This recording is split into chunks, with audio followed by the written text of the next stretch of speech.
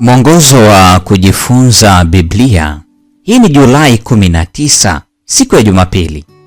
Mada inasema tofauti kati ya imani na matendo.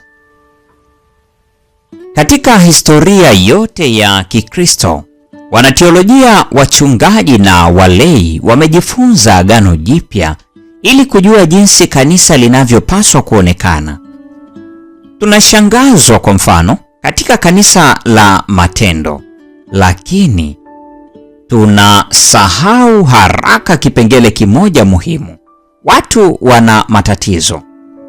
Inaonekana kwamba tunaweza pia kusoma Agano Jipya ili kuona kile ambacho Biblia inasema kuhusu jinsi ambavyo kanisa halipaswi kuonekana.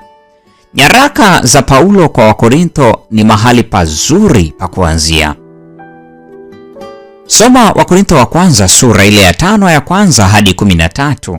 Ni hali gani ya kashfa anayoeleza Paulo katika kifungu hiki na kwa nini inavuruga sana? Kirai, mke wa babaye, katika Wakorintho wa kwanza sura ya 5 ya kwanza kinadokeza kwamba Paulo anarejelea uhusiano wa kingono kati ya mwanamume na mama yake wa kambo. Hali hii pengine iliripotiwa na wale walio wa nyumbani mwa Chloe. Sura ile ya kwanza ya 11. Kujamiana kwa maharimu hujulikana kama dhambi mbaya sana kiasi kwamba haikuwako hata kwa mataifa. Sura ile ya 5 ya kwanza. Hata hivyo inatokea sasa katika kanisa la awali la Kikristo. Maneno ya Paulo katika Wakorintho wa kwanza sura ya 5 ya kwanza na ya pili yanaonyesha kwamba anashtushwa na habari kwamba mshiriki wa kanisa alikuwa anafanya hivyo. Hata hivyo, hali hii mbaya inazidi kuwa mbaya zaidi.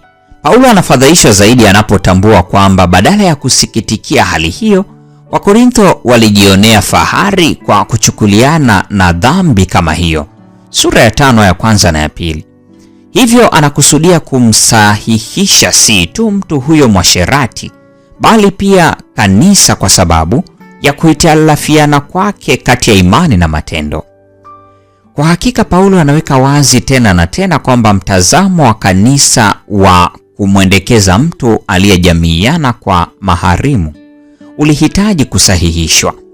Lakini kujivuna juu ya kashfa hiyo ya ngono na hata kujisifu juu yake.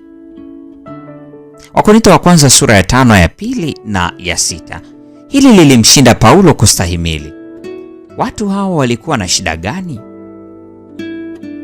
Hatuna maelezo kwa nini kanisa la Korintho lilimvumilia sana mtu aliyetenda kosa la kujamiana baina ya maharimu.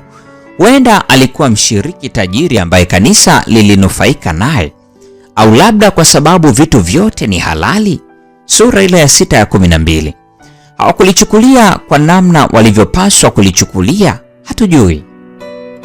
Haidhuru sababu halisi ni ipi, walishindwa kutambua ukiukaji dhahiri wa maandiko. Mambo ya Walawi sura ya 18 ya 7 na ya 8. Na walijivunia hilo.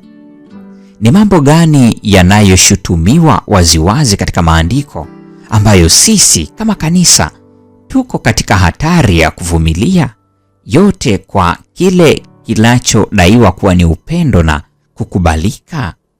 Mungu atubariki sote.